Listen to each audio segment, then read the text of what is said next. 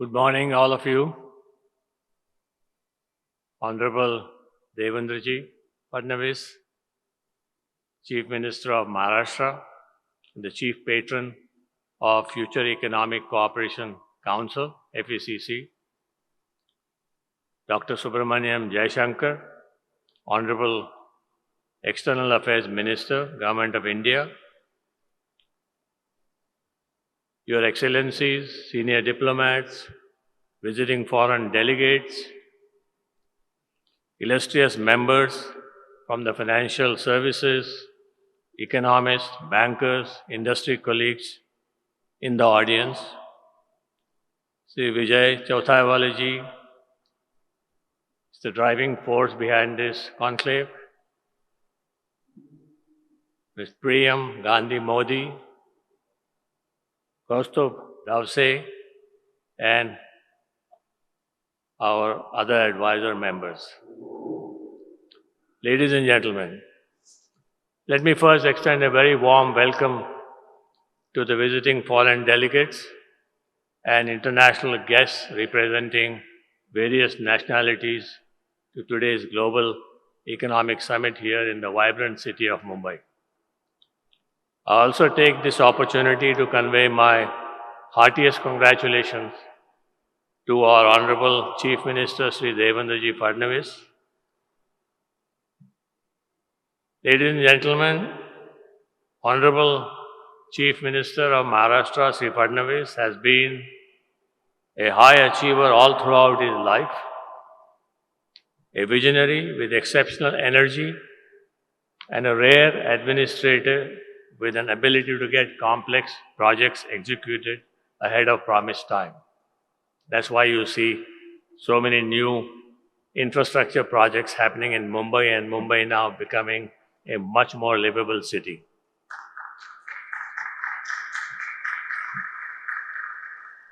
Over the past few years, he has transformed the state of Maharashtra with rapid execution of modern infrastructure projects, the coastal road in Mumbai, the expressway between Nagpur and Mumbai, the airport at Navi Mumbai, amongst many others. And the biggest credit to him is many of these projects have been under discussion for 30 years. He is the one who took it on and delivered it in a very short period of time. So it's a great kudos to our Honorable Chief Minister. While in the previous years the focus was on improving connectivity of Mumbai and Maharashtra by conceptualizing the Future Economic Cooperation Council, the visionary in Devendra Fadnavis ji is now aiming at strengthening the global connectivity by connecting Maharashtra with India and with the whole world and the global south.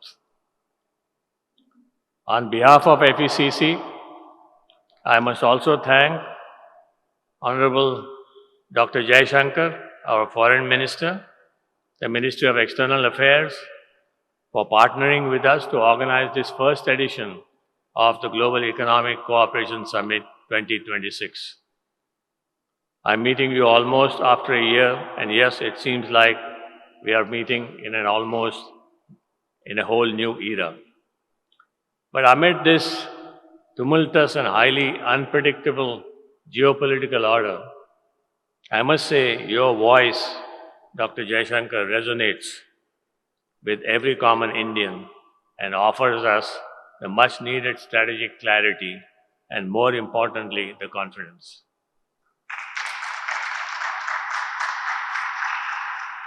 Ladies and gentlemen, let me begin with citing the principal narrative that emerged from the two major geopolitical platforms that were covered over the last 1 month. The World Economic Forum in Davos in January, and just concluded in the last few days, the Munich Security Conference held in Munich. This validates that we are indeed dwelling through some truly volatile and interesting times. At the World Economic Forum in Davos, The most interesting speech I heard was from the Canadian Prime Minister, Mike Carney, who stated that we are not witnessing just a transition, but a rupture of the global order. And he predicts the rise of the middle order and middle powers with the need to build sovereignty and strategic autonomy. And I think this is where the global connectivity dialogue comes into play. A few days ago, the US Secretary of State, Marco Rubio, in his much viewed address in Munich, claimed that the rules-based global order is a delusion and urged the Western world and Western powers to reindustrialize and rebuild capacities. I think his reference was largely to the defense sector. There was another remark that I heard just this morning from our Honorable Foreign Minister.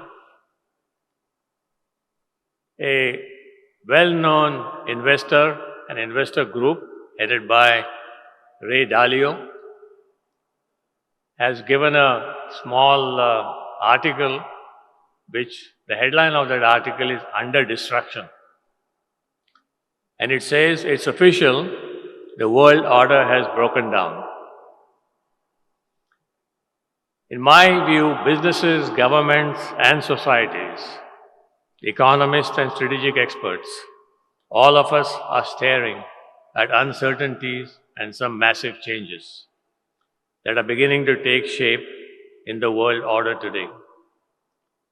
While it does seem like the globalization era is under threat, I am no expert and would rather look forward to hearing the views of our Honorable Foreign Minister and our Honorable Chief Minister in this area.